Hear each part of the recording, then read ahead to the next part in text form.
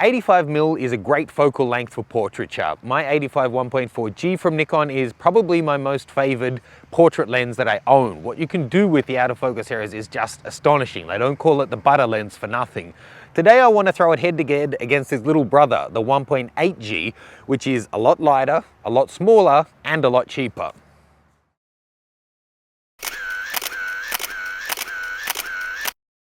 So 85 on full frame becomes a field of view of like 120 something on DX. This is a lens that a lot of people have on their wish list for portraiture, and for really good reason.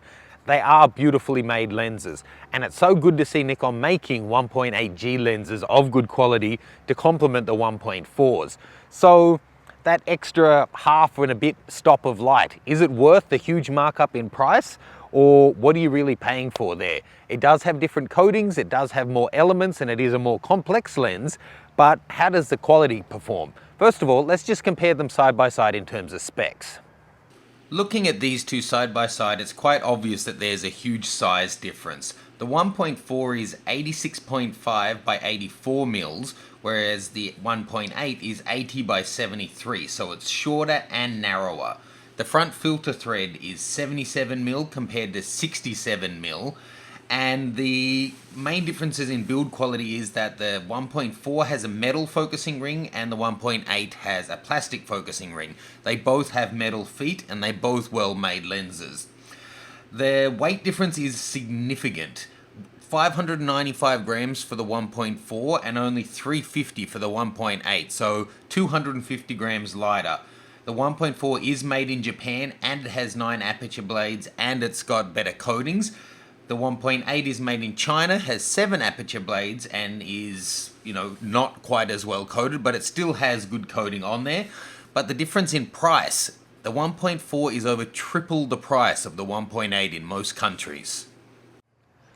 So as I said, the 1.4G is kind of sacred to me. It's just astonishing, but I'm going to do some side-by-side tests with these, and let's actually see how they fare with each other.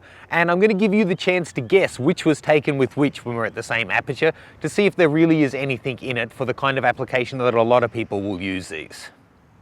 Now, something that I love about these lenses is that even at a bigger f number, you still get beautifully soft backgrounds. That's actually shot at f5.6. Can you tell which lens it is? Here it is on the second lens. Can you tell which one that is? Well, I can tell you the first one, this one, that's on the 1.4G. And then this one is the 1.8G. Okay, now let's get down to some more fun apertures. This is f4. Can you tell which lens? And there it is on the other lens at f4. The first one was the 1.4, that's the 1.8. Next up, this is at 2.8. Can you tell if this is the 1.8 or the 1.4? And there's the other one at 2.8. Well, in that case, the second one is the 1.4, and the first one, that one, was the 1.8. Okay, let's get down to the serious end of business. Here we are at f2.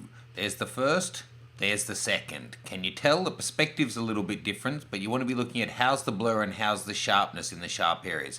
The first one, that was the 1.8. And the second one, that's the 1.4. Next up at 1.8. There's the first, and here's the second. Can you tell which is which? The second, that one, is actually the 1.4, and going back, that's the 1.8 wide open. Now, of course, the 1.4 can go to 1.4, so let's have a look at that. Definitely not as sharp. The bokeh is that little bit softer, but it's not as sharp and it's not as contrasty. Throughout each of those, I think it's fair to say that the 1.4 does perform better. It is sharper in the sharp areas and it is softer slightly in the outer focus areas, but nothing to write home about really.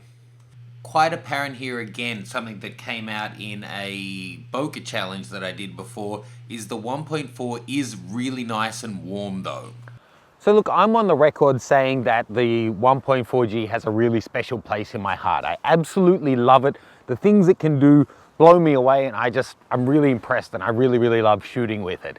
However, and this is a really big however, I think most people should buy the 1.8G. It's just phenomenal. And that's not a head up my own ass thing saying, oh, this is good enough for you, but as a pro, I need the best money can buy. No, I'm not saying that. In fact, I'm so impressed with this one. I'm leaving this guy at home when I go to Europe in a couple of weeks' time to run workshops, and I'm only going to take this one along with me. I'm taking a small kit, a 50mm prime, an 85mm prime, and a 24-70, and I'm leaving the 1.4G at home. It is phenomenal. It does edge out this one in probably every regard, ever so slightly. Optically, I would say this is 95% as good in terms of it's how sharp it is and all of those kind of things. All of the coatings and the flare control and all of that is also better on this one, but it's 90-95% as good on this one. The autofocus is just as fast. The build quality is 90-95% as good, but the value is much better. The size is smaller, the weight is lighter. You know, I'm not a small guy. I carry around a D4 and a big lens all day and it's no big deal, but having, you know, bigger and bigger lenses in your bag that you're carrying as well, it does add up. And at the end of the day, having a lighter lens in your bag instead of one that's twice as big and twice as heavy does make a difference on your back. For the difference in terms of the optical quality, I don't know, if I had my time over and I didn't already own this and I had tested them both as I have now, I would seriously lean towards this one. Of course, head up my own arse again for a second. If you're earning your living from any profession, whether it's photography or being a plumber or an accountant or whatever, you can justify buying the best because it is how you earn your living. So if it performs that much better, then why not? But these are so close, same as the 50mm, the 1.4G versus the 1.8. If I had my time over, I'd probably buy the 1.8. I rarely shoot it right down at 1.4, and by f2 they're so similar and the price is just so different. So that's my conclusion. If you're looking to get one of these, but you're holding off thinking I should keep saving and get the 1.4G, if you've got the money, sure, go for it. You will love it. But this is 90-95% of the lens for a whole lot less money. Really give it some consideration. I hope that helps. If you own either of these or both, or you've shot with both, leave your feedback on them as well below. Love to hear your thoughts. And do please check out the thatnikonguy.com/workshops page to see all the workshops I have coming up. Thanks. There's the sun. I'll see you soon.